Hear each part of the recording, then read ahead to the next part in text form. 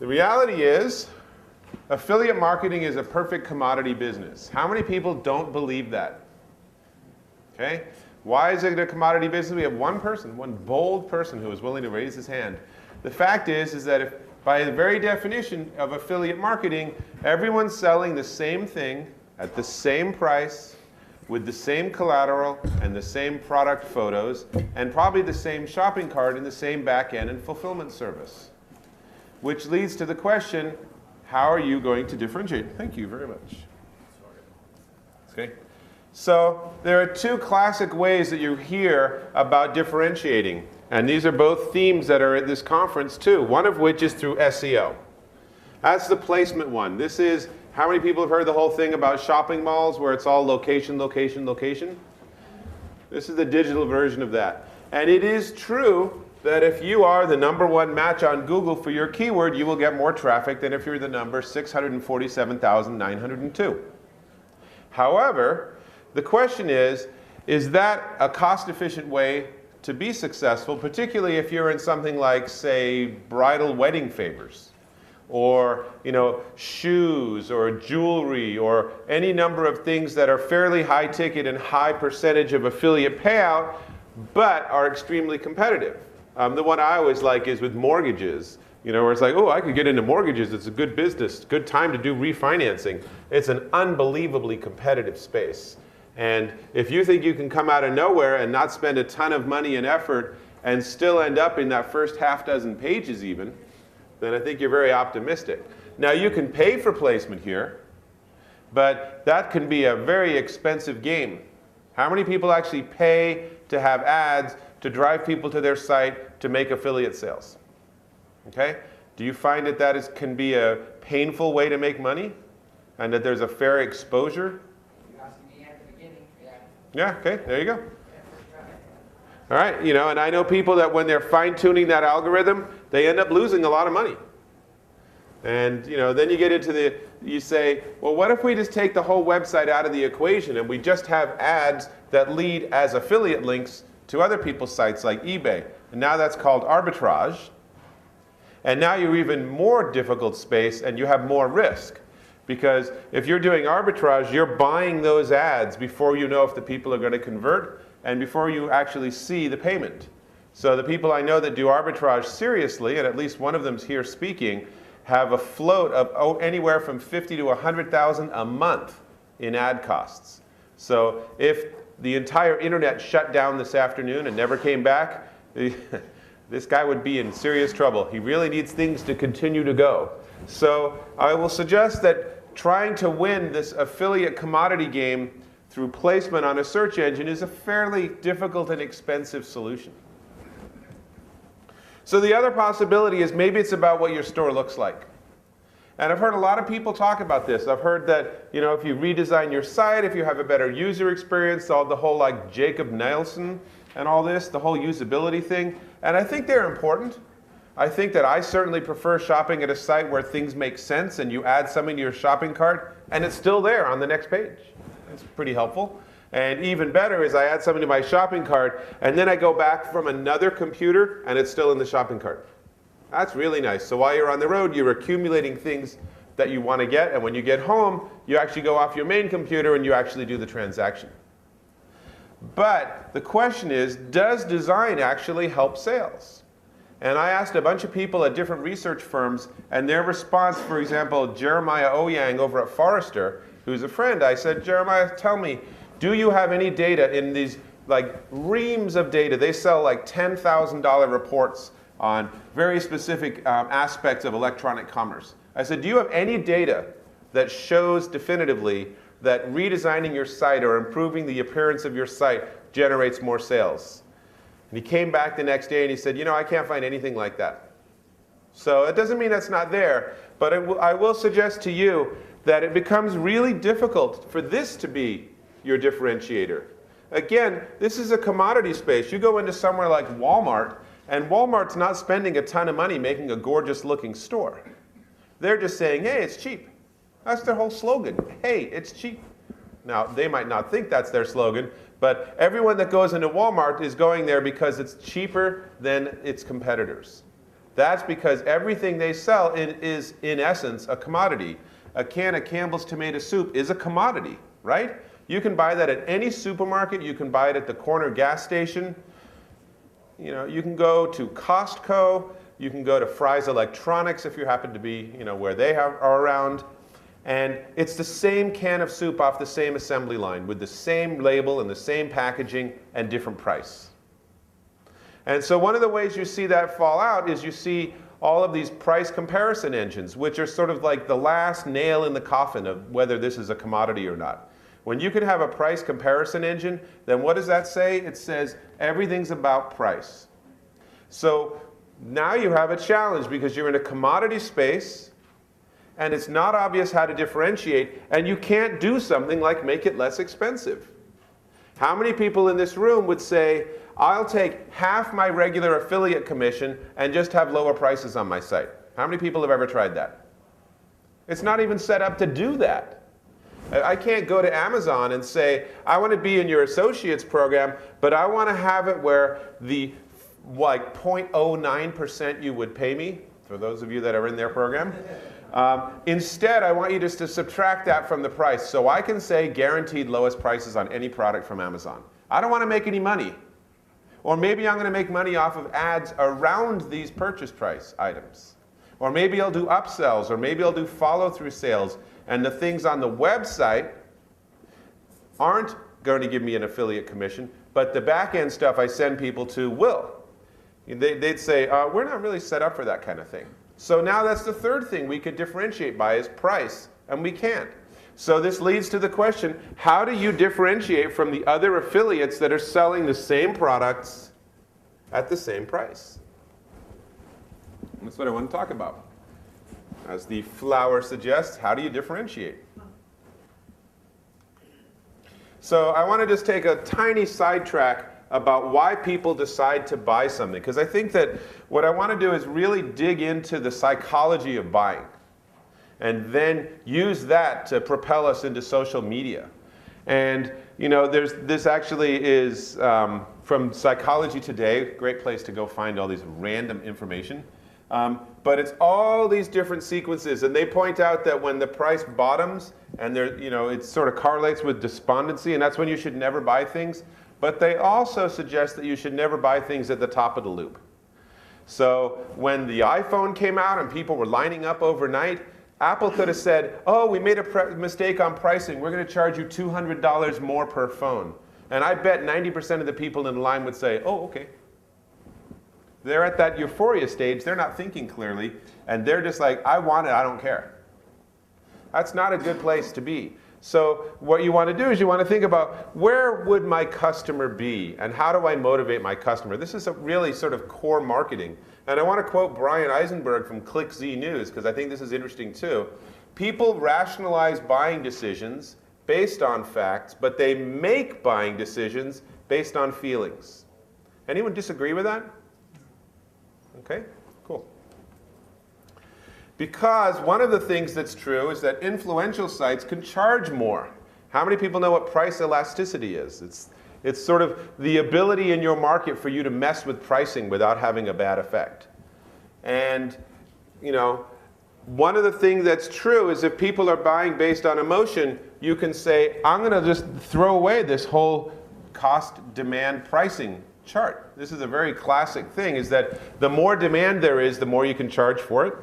And the less demand there is, the less you can charge for it in terms of a surcharge. And you know, the automotive industry is often very, very clear with this. So if you ever bought a car when it first came out and it's in high demand, they have like a surcharge of $2,500 or $5,000 or $7,000. And then as the car becomes a little bit more mainstream and a little bit less high in demand, then that surcharge goes down and finally goes away. And then they have rebates. That's sort of like the anti-surcharge, where it's just like, you know, we got 300 of these on the lot and there's only 120 people in our database that want to buy one. Why don't we offer you a $500 incentive? So as an example of that is the Toyota dealership in my town. I've been talking to them about buying a Highlander hybrid. And they emailed me saying, oh, we're doing a $2,000 cash incentive. Surely you're interested now. And it's just like, well, this is great because I have so much leverage because I know just how hungry you guys are. But again, they're trying to differentiate in a commodity. It's a car. I can only buy it from Toyota dealerships, but there's more than one in Colorado. And they're trying to figure out how they can play the price game. Because fundamentally, all the cars that all the dealers get cost the same amount. Right? So we're back to that same question of how does this all fit together? And I like this picture. Anyone done this? And had people catch them? So what I suggest to you is the core idea here is that you need authority, credibility, and trustworthiness. How many people saw Gary talk this morning? Okay? Gary has all three of those in spades. And that's why he's successful, not because he doesn't use any obscenities. That's a little joke there. At Gary's expense. Hopefully he'll hear this later. But you know, he has the authority because he knows wine. He really gets all this stuff. And he has the credibility and trustworthiness because he's built that as part of his character, as part of who he is in that world. Now, it might be the case that you sit down with him and he says, you know, in private, actually I prefer scotch, I'm not a big wine drinker. But that doesn't even matter, right? Because he's done what a number of people have done. Sean Collins, who runs this show, Sean could just start another show and all the exhibitors and all the speakers would go with him because he's done the same thing in his space. So I'll suggest to you that these are the three key ideas that you need to be wrestling with, is how to establish these in your market. And it's for your customers and potential customers. And if you can do this, then you no longer are the commodity seller in a commodity market. And you see this all the time. If you go into a high-end clothing store, they're selling the same clothes that the store down the street is selling, but they're selling it at twice the price because they have the credibility and the authority to do that. That's where all the hip people shop. That's where all the stars shop. And you don't care. You know, the way, these shoes are $3,000? Yeah, but you know, they were, this woman wore them in this movie. I'm going to figure out how to pay for those. Now, I don't have $3,000 shoes, so I don't speak from personal experience. So the way to do that then is to become an influence leader. And again, we're going to keep circling around, and as we go along, hopefully this will all coalesce into some coherent thought. So this actually I stole from a different illustration. This talks about how you measure influence in the blogosphere, which is why it talks about the number of links, inbound links. But I think that the illustration itself is very interesting because the whole idea is, and I'll get to this again in the next slide, that while everyone would like to think they have free will, the fact is we're all influenced by other people. And they're influenced by other people. And so on and so forth, up the little food chain until you get one or two or three people at the top of this pyramid that are the absolute influence leaders. And I don't care what market segment you're in, I don't care what customer base you have, there are people that have the ability to set trends. And you're probably thinking, that sounds like The Tipping Point. How many people have read this book? Okay, the rest of you need to read this book. This is a really, really influential book in terms of thinking about how do I convince my customers to buy from me? And how do I get influence and how do I leverage that influence? So I added a fourth category. Malcolm's not here, so I know he'll let me get away with this. He talks about connectors, mavens, and salesmen. And I added one more, I added dullard. Because there are people, frankly, this is not the right thing. I speak a lot about entrepreneurship, and there are people that just aren't entrepreneurs. And it's okay. It's okay if you really don't want to put in the time and effort and enthusiasm. I mean, how many people here came to this conference because you're hoping by the end of the month that you'll have tripled your sales with less work, and everything will just come out rosy, and you know, the economy will do this, but your income will do that? I mean, the reality is that's probably not going to happen.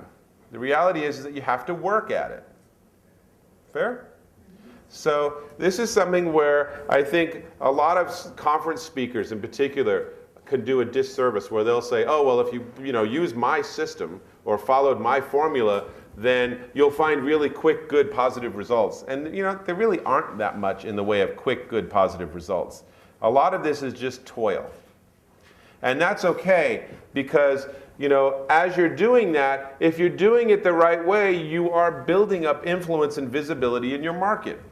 So, for example, let's say that you want to sell snowboards as an affiliate.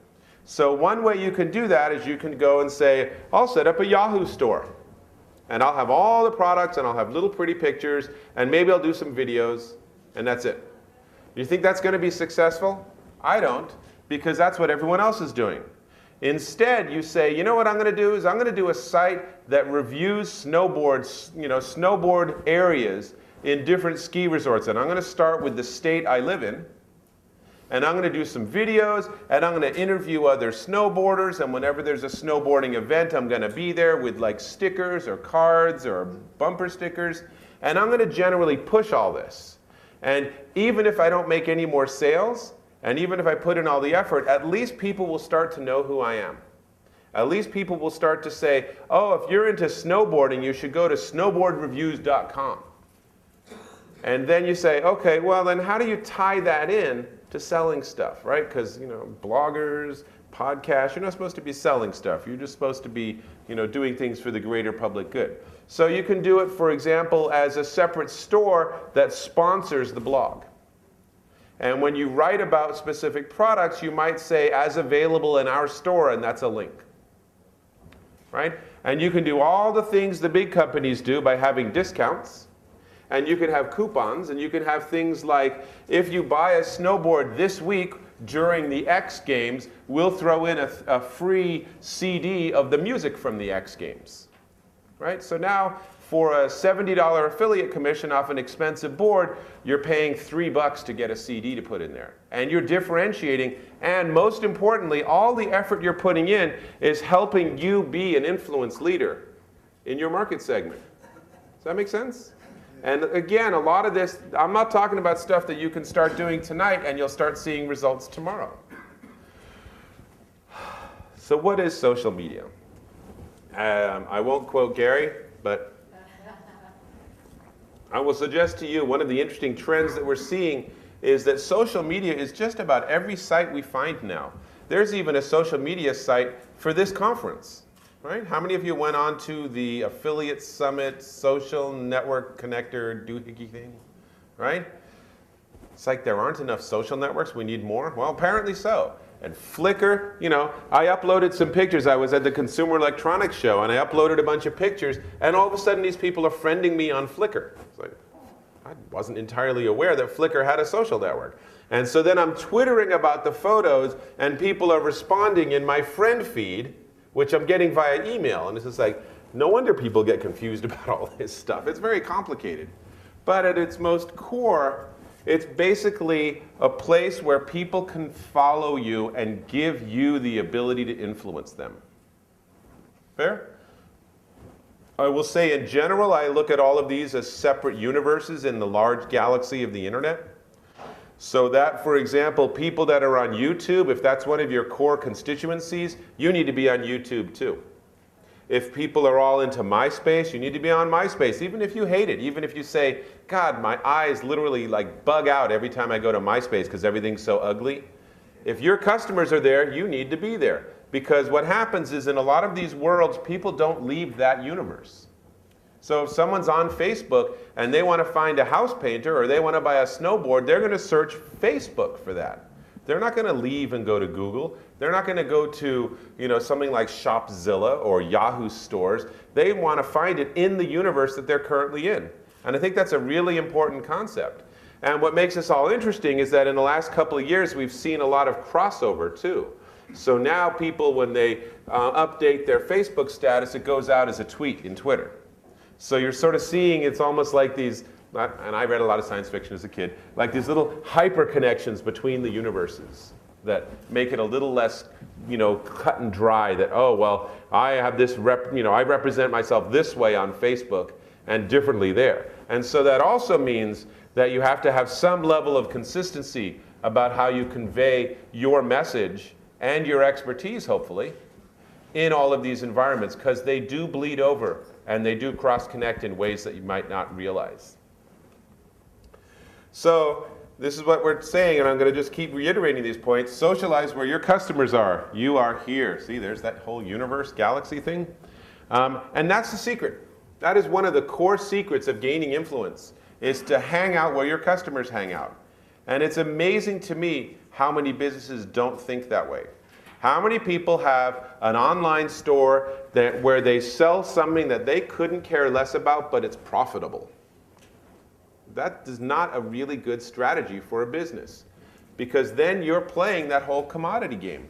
But if it's something where either you're passionate about it, or you can hire someone who's passionate about it, or multiple someones to be your evangelists, then you're going to have much, much better results. So for example, Brad Fallon, a friend of mine who runs a very successful wedding favors site, he actually hired these women to write a blog about weddings. And it's called Here Comes the Blog. That's what he calls it. I knew it was there. And very cute. It's very nicely designed, very well done. And the writers, I believe, rotate over time because, you know, you don't generally spend your whole life thinking about a wedding. Hopefully somewhere along the way you actually execute. Pun intended. And then the next person comes along and starts talking about their wedding preparation. And then again, you know, so they, as a site, build up credibility. They host the conversation that's important to the customers. And Brad, he's married. He's not working on another wedding. He's not worried about wedding favors. Did you have a question or comment? How does he incentivize that? How does he get them to do that? How does he, so the question is, what's in it for the people that are contributing? Yeah. They're paid. They're paid. But the thing that I've found is a lot of companies, a lot of people already have fans. And those fans would be thrilled to be associated with you. And you not only don't have to pay them, they would probably pay you to be involved with your company, because then they're cool. If you're Burton Snowboards and you want to get people to write for your snowboarding blog, you think it's going to be really hard to get some snowboard guys or some girls that are really into it to like write once every 3 months a trip report of some snowboarding event? I mean, absolutely not. And if and then you say, fine, we'll send you an exclusive hat that only goes to people that actually are published on our site. There'll be people lining up till the end of time for this $1.50 hat.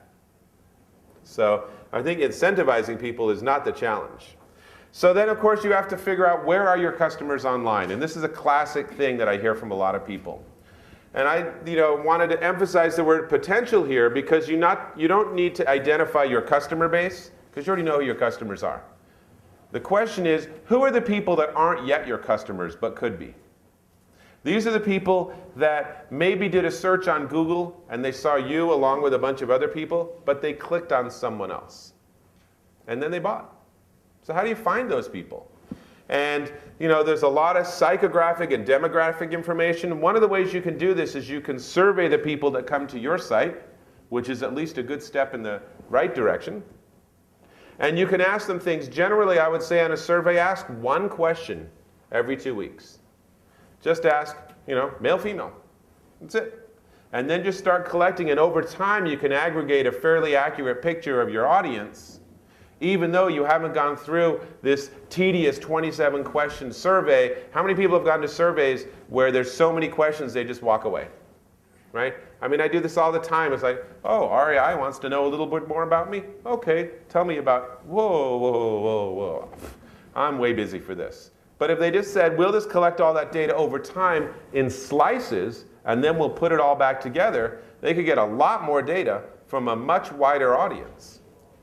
And then if you really wanted to be fancy, you could cross-correlate between the people that answered your survey and using IP address mapping, for example, whether they bought something from you. What is it that all the people that come to my site but don't actually buy something have in common that the people that buy something don't have in common? Be a very interesting question to know, wouldn't it? And so I want to spend a few minutes talking about popular social networking sites, because it's not just the sites that you think of.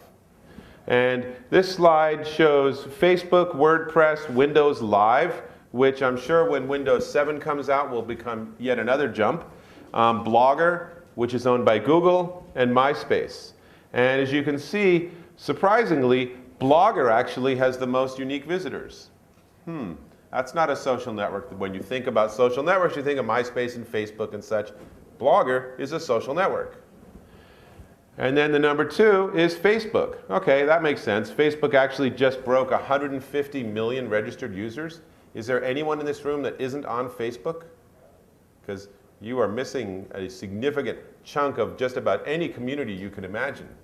So by number of members, and these are about a year old data, unfortunately, actually a little more than that, but it's nonetheless just interesting just to look down the side. And one of the things to realize is that if you run a social network, you have a strong motivation to lie, right? Because if I tell you an artificially inflated number for number of members, then I become more popular and then I get more visibility and more ink. So I would take some of these numbers with a grain of salt. But for example, Classmates Online and Reunion.com, does anyone ever mention those when they talk about social networks? And they're in the top 10 on this list. You know, and this is from Nielsen. So this is actually fairly accurate and reliable data. And Club Penguin. How many people know Club Penguin? So that's a fascinating one. If you're looking at younger audience, that's the kind of site where you might want to go and spend the money and have a significant presence there. Because those young kids are influencing a lot of purchase decisions, as you know, and they're not really going to be on Facebook, and they're not going to make it to LinkedIn for at least a decade. And they're probably not going to be doing Google searches.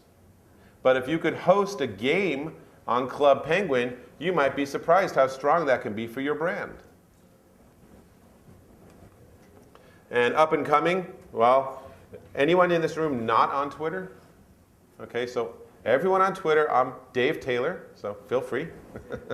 If you aren't already following me, I have all sorts of stalkers, it's very weird. Tagged, Ning, LinkedIn, Facebook, My Yearbook, Babo, Multiply. You know, again, even when I was doing this research, there were ones here that I hadn't heard of. It's like, My Yearbook? I've never heard of that. Turns out My Yearbook is sort of like the high school version of Facebook, but it's aimed at having this sort of visual interface of a yearbook. Okay, that's cool. You know, will it succeed? Will it end up being one of the top 3? It doesn't have to. You know, another book to think about is The Long Tail. Another book that's you know, well worth reading, but the whole idea of the long tail is basically you don't need to have a winner.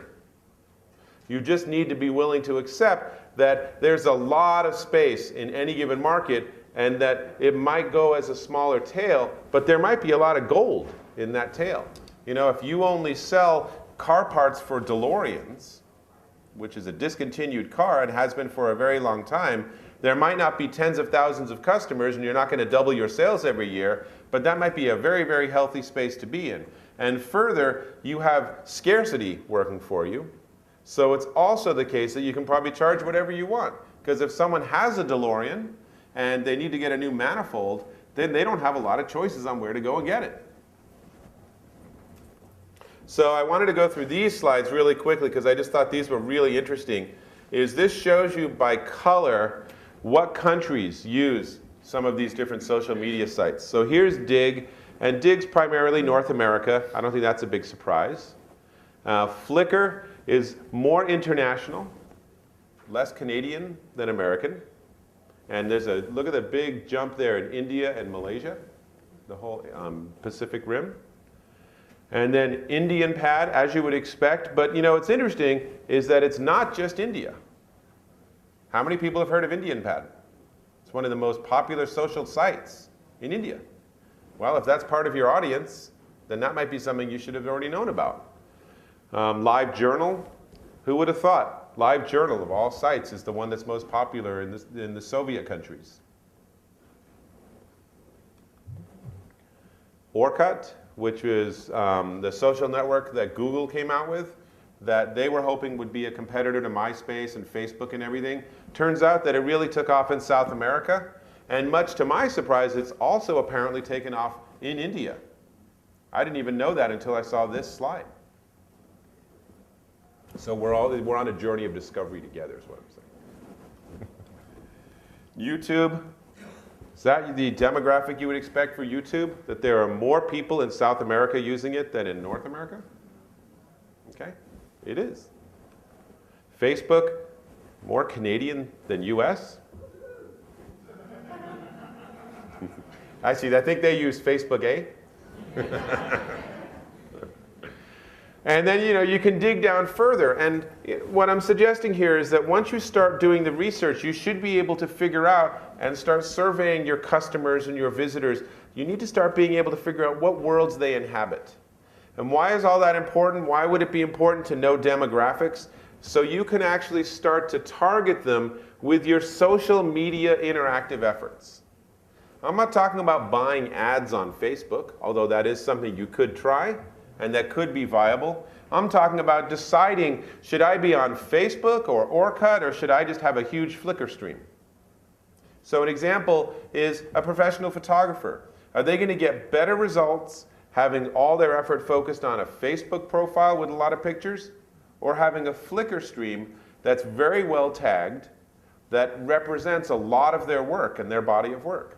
Now, it's interesting, that particular example, because it turns out that Flickr's terms of service says you can't sell things. But every professional photographer I know uses Flickr as one of their ways of displaying their portfolio and gets a lot of business from it. I will have an example of that in a moment. And you can also pick a specific target market. So children, right? We talked about Club Penguin. Here's some more data about children. Is that $175 billion is the estimated teen consumer spending market. And this is just in the United States. Does that sound like a lot of money? And does that sound like a lot of money being spent by people that are extremely comfortable in the online world? And does that sound like a lot of money from people that are very comfortable surfing on 5 different websites to compare opportunities? You bet. 33% of high school seniors have a credit card. Okay, so they can do that online transaction thing. You don't have to say, oh, well, there's no way for us to close the sale because they have to borrow mom's credit card. No, no, no, no. That's, what is that, like $60 billion worth of transactions could be done by credit cards if you just do the math. 44% of youth go online every single day. 65% of them instant message. 87% of them use the internet. That's a huge market. I'm not saying this should be your market, but I'm saying for whatever you're doing, you should be able to get this sort of data, and that should illuminate the kinds of things you should be focusing on. A lot of times, I think stores focus on trying to be appealing to the broadest possible category and the broadest possible set of customers, and maybe narrowing it down a little bit could double your sales. Maybe saying, instead of me selling all possible snowboards, I'm just going to sell competitive snowboards for people in competitions. And what I'm going to do is I'm going to be at all the competitions, and we're going to blog about all of the competitions, and we're going to have a live radio podcast that we will then archive on our site. And we're going to give out stickers and all this sort of stuff. And we're going to be the ones that anytime there's a snowboarding event, they're going to be there. Of course, these guys are cool. And then there's going to be stickers on snowboards. And you might pay to have a professional put it on their board. So then it shows up on ESPN or shows up ideally USA Today front page or something. Hopefully not because of a spectacular wipeout. And then people say, oh, well, when I need to buy a snowboard, I'm going to go there. When I need to buy shoes. Anyone want to guess where these shoes came from? Come on, it's a Las Vegas company. Okay, who else sells shoes online? Who knows, right? The Zappos has done such a good job of owning that space because they're so engaged. There's actually a ton of places you can buy shoes online, including every major retailer you would actually expect would be there. So the goal of your efforts then is to gain influence by becoming a leader. And here's a quote that a good leader inspires others with confidence in him, but a great leader inspires them with confidence in themselves. So that's the kind of thinking that will help you become an influence leader in your market. You don't need to be telling people how smart you are. You need to make them think they're really smart. And you know what? If they're reading you and you know what you're talking about, they are smart. And now we're getting back to those people stacked on top of each other. Is because the way that you make it to the top of that is to convince people that they're doing the right thing. and then you gain influence. And so how would that work? It works like you decide you want to go see a movie. And so what do? You call up a friend because you got a friend who's really into movies. And that friend says, well, I haven't seen it, but I heard. Okay, and now you're stepping up the pyramid a little bit. The I heard, it really means I read a blog entry, or I read a film review, or some of my friends said. Man, how many of you have ever been in that experience where it might be something more like, well, people are saying this, but I don't think that's true. You know, the movie reviewers have said it's not good, but I saw it and I thought it was really good. Right? Or a lot of people will argue with film critics. Right? Roger Ebert says it stinks, but you know, it's really worth seeing. I mean, I'm sure you've had this sort of experience with things. Restaurants is another one where there's a lot of word of mouth. And if you think about what's happening with those sort of sentences, what you're really seeing is people shifting up and down that pyramid. So how many people know who Walter Mossberg is? So they've done an analysis of the technical business and computer technology space. And Walt Mossberg writes for the Wall Street Journal about computers and computer reviews, software reviews. His column is also syndicated on the AP. And he is basically the guy at the top of that pyramid. And so when you read someone like Mike Arrington at TechCrunch, or Larry Magid on CBS News, or NPR commentators, they follow what Walt says. They don't all agree with him. I'm not saying that he's the guy who gets to tell everyone in an Orwellian fashion, this is what you will think. But I'm saying he is the most influential tech writer in the industry. So you sort of work that out. And so if you want to get into that rarefied space, then what you need to do is identify who those people are in your market segment, and then you need to influence them. And you can't influence them by saying, hey, Walt, I'm just as smart as you are, dude. I'm not sure why you're getting that job. That's not going to work real well. But what you can say is you can say, you know, Walt, you did this review, but I think you forgot this little piece. And when I looked at the product, I had this experience. And I was just wondering, I just wanted you to know. And so what am I doing there? I'm making him get more knowledgeable and look smarter because I'm helping him be more successful. Does that make sense? Do I need to call them and have them bring in the Starbucks ice cream right now? Yes, yeah, sorry. I don't have that option. Were that I did. So here's another great book, since I'm giving you a reading list, is Robert Cialdini. Awesome, awesome book. I know there are at least 3 ringers in this audience that have read this book. How many people have read this book? Okay, this book will change the way you think about how you gain influence. That's what he did.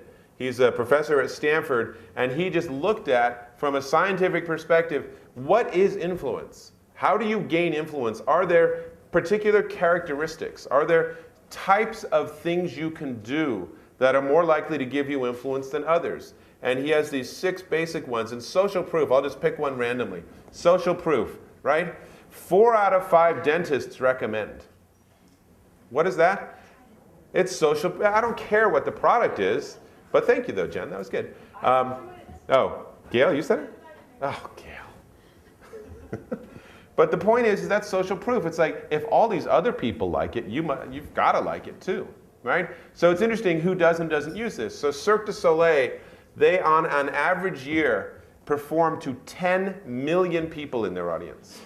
And they don't tell you that number. But that would be an interesting number for them to use in their marketing because, hey, 10 million people saw our show last year. You'd surely want to be one of them this year. Maybe it's because it's such a big number. But social proof is something, again, well, I didn't see the movie, but Randy and Kit saw the movie and they thought it was really good. Okay, that's social proof. Other people are giving me affirmation. And that's the kind of thing you can leverage. Scarcity, well, you know, I really want to sell you this DeLorean part, but I only have one, and then we got to get the machine shop up again. And, you know,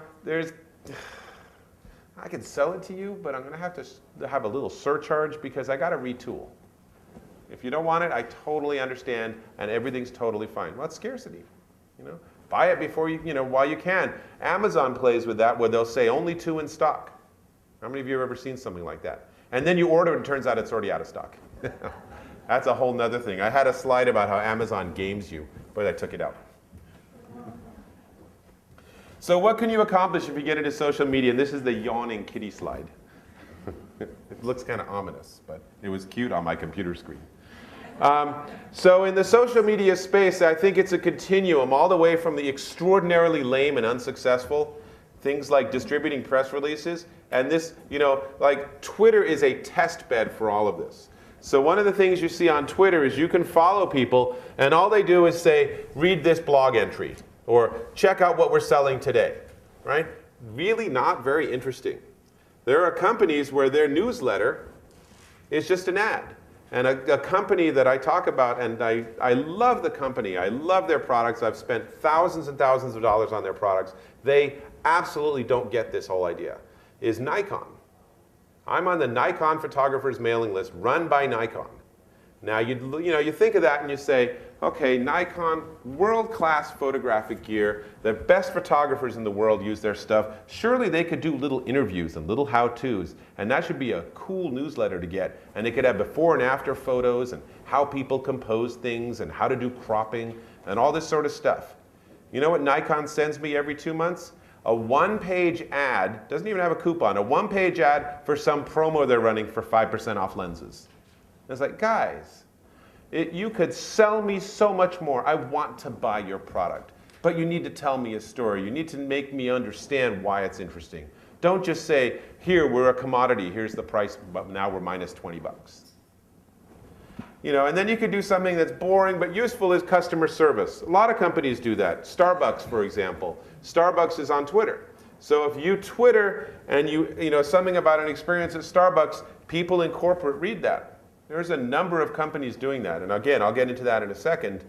More interesting, and this is what I use Twitter, for example, a lot for, is market research. Just ask questions. Hey, we're coming out with a new snowboard line. Is anyone using the new German universal mount? And if so, what do you think? Right? Even if there's 70 people following you, if those 70 people are engaged and enthusiastic, that's a good representative sample of your audience. It's not great. I wouldn't make huge decisions based on it, but man, it's a free focus group. It's just sitting there. You could do that. You can have a fan page on Facebook, and you can go in the fan page and ask questions. You can post photos of 2 different products and say, which one should we do? You're not giving away control of your store. You're not giving away control of your business. And as an affiliate, you could say, I'm thinking of going into this product line. Is this something you'd be interested in? Would you buy this? When was the last time you bought one of these? And how did you make that purchase decision? Ultimately, to do all the social media well, I think you can do customer engagement. You can actually interact with customers. So I use the example of Cirque. There's a woman, Jessica, who works at Cirque du Soleil here in Las Vegas, and her job is to engage in social media.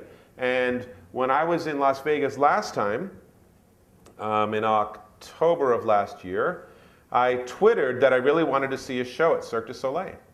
And she came back on Twitter, and she said, what do you want to see? I'll give you some tickets. So I got free tickets to Beatles Love because she was watching for uses of her name and her company name on Twitter, and then she responded, and she had the ability to give away some tickets. And what did that do? Well, I wrote a really long blog entry about the experience I had. I've used it in all these examples and all these talks, and it's now mind share, right? So she's gaining influence and authority by giving me some tickets that cost them nothing. Reality is that they never sell every single seat. So instead of having it be empty, it's like if you have excess inventory, give it away. Write it off, give it away as some sort of promo. Give it to some kids and then put out a press release about how you're helping the children in Uganda have better shoes because it's something no one ever thinks about. And you just pay for the shipping. Make sense? So the benefits, and I got a lot of data here. I will make these slides available. So the main benefit of using social media marketing, according to marketing executives, the number 1 is customer engagement. Direct customer communication, speed of feedback, learning customer preferences. It's interesting, things like cost and brand building, they don't even really make it into the top couple. And these are major, big Fortune 500 companies that were surveyed for this. So how to engage? Well, I will say that spam sucks. And it sucks in every environment you encounter it. And I see it everywhere. I have people that friend me on Facebook just so they can tell me about the new ebook that they have for sale. There are people that want to follow you on Twitter so that you auto-follow them back so they gain a huge audience. Then they unfollow you, but now you're following them and you don't really pay attention. And then every so often they start sending out, buy this, buy this, buy this, click here, click here, click here. Right? Everyone has these experiences on every social media environment. I would imagine Dig and Flickr have the same thing, though I don't use those as actively. So you need to not do that. You can't create, for example, a fake identity that represents your company. If you're a guy and you're selling lingerie, you need to hire a woman to represent you online, or you need to talk about the guy's perspective of lingerie, which is sort of from the outside in rather than the inside. Well, but it's important for you to think through all of this and to say, how can I be genuine? How can I be authentic? That's exactly, again, that's what Gary was saying this morning. The thing that makes Gary so successful is that he's a real straight shooter. There's no facade. It's not like Gary says, you know, when I do those videos, we like have this whole set, and I have the makeup person, and then I got 2 stand-ins, and when I spill the wine, we've scripted all that. I mean, if you heard him say that, you'd say, wow, that's not at all what I expected. I don't trust you anymore, right? Which makes it so ironic that so many people are into reality shows. Because all the reality shows are scripted. Obviously, they have cameras and they're not looking at the cameras and they're not freaked out by this huge camera and sound and lighting and microphone rig that's sitting on the edge of this tree that they're barely holding on to. I mean, come on, you know, where is this all coming from? So for you to be authentic with your customers, you have to just really be doing this. And that's why I think that it's better to have a small number of businesses that you're passionate about, and you can do this, than having a large number of businesses where it's just a database. And we just update, and now our tarot bookstore is updated with 3 new products. None of those, in my experience, from talking to a lot of people, none of those do that well. So here's an example. Just real quick, I dug up some companies that are listening on Twitter at various levels. Some of them are very engaged, like Zappos is very engaged. And some of them are sort of engaged, like H&R Block. And some of them are there and listening, but it doesn't mean they're going to respond to you, like Geek Squad and Toys R Us. Anyone ever interacted with any of these people in social media or any of these companies? Okay, see, there's hands. That's pretty cool. I was thinking about this the other day. Actually, I was thinking about this today, because when I was at CES, one of the commodity items at CES are USB thumb drives. And so there was a company showing that they had done a USB thumb drive for Starbucks. That it was very cute, actually. It was transparent, and there was liquid in it, and there was a little cup floating on the liquid, and then there was a Starbucks logo. And I have a picture of it on Flickr. And so I just Twittered to Starbucks, and I said, you know, is this authorized? And if so, did you guys sell these? Because this is very fun. And a year ago, I would never have bothered to try to communicate with the company because they're a corporation. I mean, you know, what do? You pick up the phone and say, connect me to Starbucks? Or you go in and ask the local barista, hey dude, can you stop thinking about black nihilistic thoughts and answer a question about productization of your company's brand? You know, oh, well, do you want that with extra latte? So, blogger giveaway, here's a good example. How many people are familiar with the HP 31 Days of the Dragon campaign? Great idea. So this, actually, let me see. Yeah, so I'm showing you how my friend Andrew Edwards, he was one of the bloggers that was part of this HP campaign. And now let me so you can see here, enter to win our HP HDX Dragon computer package. All very cool, $5,000 laptop. Who spends $5,000 on a laptop? I don't know. $5,000 laptop, 31 different bloggers on 31 different sites over the course of a month. We're giving away laptops. Here's the numbers. So 9 months after they launched this, they're not getting any sales of this $5,000 laptop. Well, that's kind of expensive. So they gave 31 laptops away via 31 blog sites. And the result was that they got 380,000 inbound links to those blog entries and received over 25,000 contest entries The bloggers saw a 150% increase in traffic, and the net increase in sales for this HP laptop is 85%, at the cost of just giving it, 31 away. Brilliant job on HP's part. It was so good that they actually did it again this last December for a different product.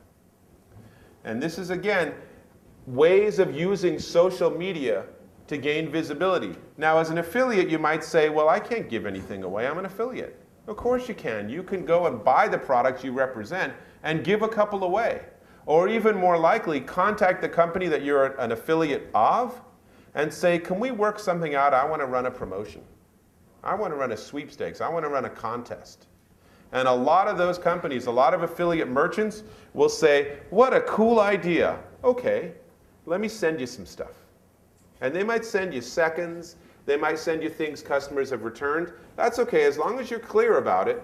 If someone's going to send me a t-shirt for free, then it's a free t-shirt. I don't really go and look at the return label, right? So there's a lot of ways you can leverage these things. YouTube videos, how many people have watched a Will It Blend video? Have you know that they've multiplied their sales 700% by doing these videos? This is a blender, and the story is that the guy who started the company used to test the blender motors by just dropping a piece of wood in the blender. And they had the bright idea one day of saying, we should just try blending different things and make videos out of it. And it's huge. They have 2.9 million channel views of their YouTube channel. And like I said, 700x or 700% increase in the sales of their blenders. And you know how much it costs them to produce this? Nothing. Someone already had a camera, so they just videotaped these goofy blender stunts. And when they came out with the Will It Blend with the iPhone, I saw 9 people emailed me this link. Go, check this out. MySpace, you think MySpace, how can you sell anything? Turns out there's a bicycle company in Galveston, Texas, that actually uses MySpace. They don't buy a MySpace business account. MySpace wants, last I checked, $50,000 to set up a corporate MySpace profile, which is totally whacked on their part. But these guys just said, well, we don't have $50,000 for MySpace. But when we do searches, we found that 22,000 MySpace users live within 10 miles of the store. So they created a presence. They started emailing those people with offers, and really good offers. Come in and we'll give you a water bottle. Things like that, where, yeah, they're just down the street. Sure, I'll stop by and then check out their new bicycles. And they now sell an additional 2 to 3 bikes a week, which for a little company is huge. It's a real success story of how you can utilize something like MySpace. Facebook, Canine Cuisine's another great example. They were launched in May of '07, and they already have $2.5 million in sales. This company was launched because of all the problems we had last year, or 2 years ago now, with the tainted dog food from China. So they launched this as an alternative. And they didn't go and say, well, we need to advertise in Time and Newsweek. Or we need to just be a sponsor of the Animal Channel. They just did it all through social media. And they attribute somewhere between 7 to 10% of that 2.5 million in sales directly to their presence on Facebook. And they don't buy ads on Facebook. One of their management team, their whole presence is, quote, designed to reinforce company values and connect with customers on a more personal level. Tell me you can't do that. Tell me that you can't do that even if you're an affiliate or if you're an affiliate merchant. This is all the same stuff, but now your customers are affiliates. The people that are at this conference, how are you gaining their interest? Are you doing it by just being yet another party? Or by having a booth in the exhibit hall? Those are important steps, but is that really going to be what you want? Is that really going to gain what you want? Or are you doing it by somehow demonstrating that you are an authority and an expert in how to make money as an affiliate, so the people that sign up with you, you'll help them be successful. Instead of saying, thank you, affiliate number 6,412, good luck. Here's our standard page of 300 banners and you're on your own. Flickr, again, this guy was interesting. I talked to him and he was sort of a little back and forth about whether he wanted to be publicly acknowledged, but this guy's in Scottsdale, and he doesn't really put a lot of links back to his site on his Flickr stream. He just posts the pictures that he does. And he does great work. In particular, the photo on the left, I think, is excellent. I mean, I could see that on, in an annual report, no problem. And he said, 41% of his photography business comes from people seeing his photos on Flickr. That's very cool. That's very innovative. And that's not something that he's spending a lot of money on. You can even tweet affiliate links. This is one that just by coincidence, as I was working on these slides, I was digging around looking at the price of external hard drives, and I saw that Amazon had one where it's $79 for a 500 gig drive. I mean, talk about a commodity where I would not want to be trying to sell these things. And so I actually went, and Amazon has their little toolbar now where you can easily get your affiliate link. So I took that, and then I did it through the URL shortener, which you use in Twitter anyway. And then I put that there with a little affiliate thing, and literally like 9 minutes later, this other person, Mike Brewster, says, thanks for the iOmega recommendation, I ordered one. Thanks, Mike. I just made an affiliate sale because he trusted me. If all I ever did was send out messages saying, here's an affiliate link to buy a piece of computer hardware, how many followers do you think I'd have and how long do you think it would be successful? It would be one of these sort of things, right? But every so often you can do that kind of thing because I've built up the trust and credibility and authority. Okay, you all look mostly like you're with me. That's good. So that is actually my last slide. And we do have a few minutes for questions. We have one microphone, but if you're lazy or shy, you can just yell your question out and I'll repeat it. But otherwise, I will say thank you. Don't go anywhere. No, I'm sorry. You can't leave. Not yet. So questions, comments, observations. Let's start in the very back because I know you're not going to get up. So you in the very back, go. Any Suggestions for social networks for older people? Mm-hmm.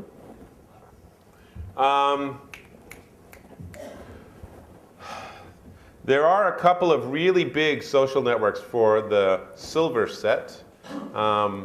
And I actually had a slide for one of them, and I am totally spacing right now on what it was. I had a slide for it, but I couldn't get the numbers to work right. Maybe someone else in the audience? Yes?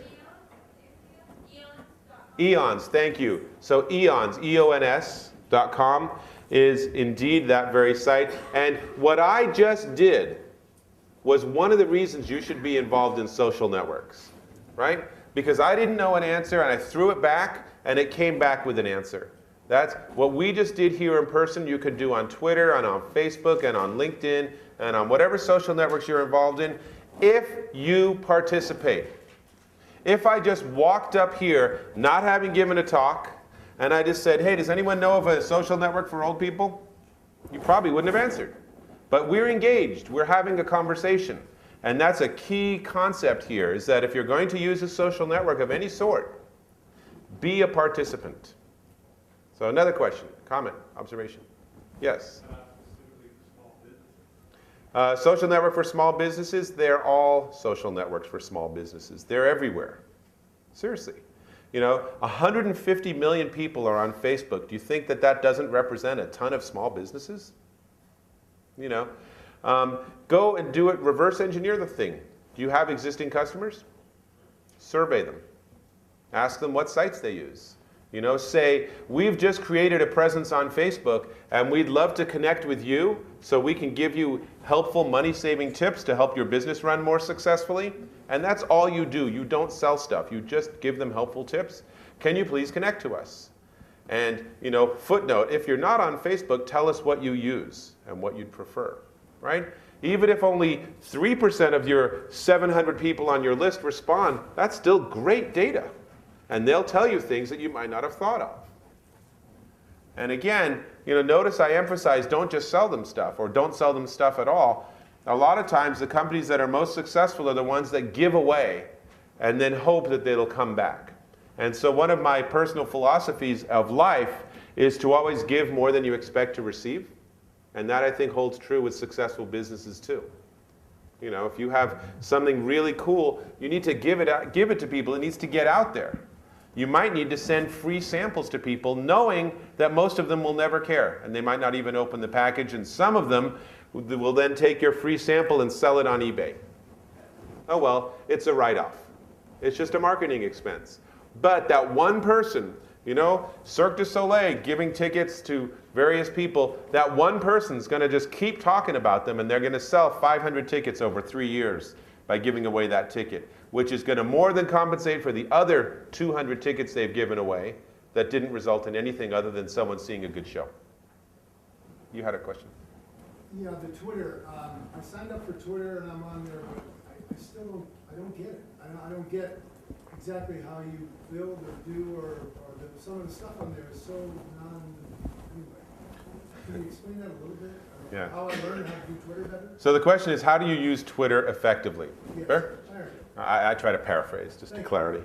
And I will say that the best way to learn how to use Twitter is to follow interesting people. So Sean Collins, for example, affiliate tip is good. Guy Kawasaki is you either love or hate Guy, but he's certainly always interesting. There should be people you can find in your market segment. I mean, and that's the thing, is that you can find different constituencies to follow. So for example, you might want to follow some people that are really good at affiliate marketing and follow people that are the thought and opinion leaders in your market, right? So those are two different groups. They will end up looking the same in your Twitter How application. do I find those people? How do you find those people? Well, you can actually do a Google search. But the other thing you can do, and I see there's a guy who follows me from India, and I noticed that and I follow him back, and whenever someone follows him, he then sends them a message saying, I'm still trying to gain new people to follow in Twitter. Can you recommend one or two really smart people that are worth following? And so then you sort of daisy chain off of this. And he probably is following hundreds of really interesting people by doing this. Because no one in the world will ever say, oh, follow boringrei.com because they send out good ads every other day. No one's going to do that. What you're going to get is you're going to say, oh, follow Tony over at Zappos because he's just a really funny guy and super engaging and really helpful. And it's really interesting to see how he does things. You know, and again, talk to the people here at this event. Go talk to the vendors. You know, if you have an exhibit here, then you absolutely should be on all the social networks. And when you give out collateral, are you telling people, here's all the other ways to connect with us? You know, if you're really into Facebook, here's how you find us on Facebook. If all these vendors are just saying, you come to our website or we don't exist to you, then they're right. They don't exist to you. Does that make sense? You know, and then in terms of actually using Twitter, you know, there's a whole continuum from being very, very formal and businesslike to being perhaps too much information personal. And, you know, Gary was joking about that this morning, for example. Peter Shankman has, talks about that a lot too. That's a sort of a personal comfort level. And I will say over time, I think I have started out more formal and I've sort of oozed my way into some more personal stuff. And that might not be for everybody, and that's fine. You know, and you can also sort of err on the side of being more formal and see how it goes. But if something bad happens, if you lose your inventory or the boat on the way from China that sunk turned out to have a pallet of your goods, and now you're trying to figure out how to deal with it, saying, we got this problem, and does anyone have any ideas? Because I don't even know how to file insurance for this sort of thing. Even if no one has an answer, they'll say, wow, they're humans. These guys are having problems. Life is like that. No one ever expects, and that's like the secret of getting good service at a restaurant, is to not assume that the server's having a good day, right? And maybe if they're not having a good day, or if they say they're really tired, then you're like, well, I'll just make this easy for you, right? And you're going to get 10x better service. Yes? I was just going to add that Mr. Tweet, going to that and service make recommendations of who we should follow. TweetDeck is a really great app. I don't even use Twitter directly. I use TweetDeck.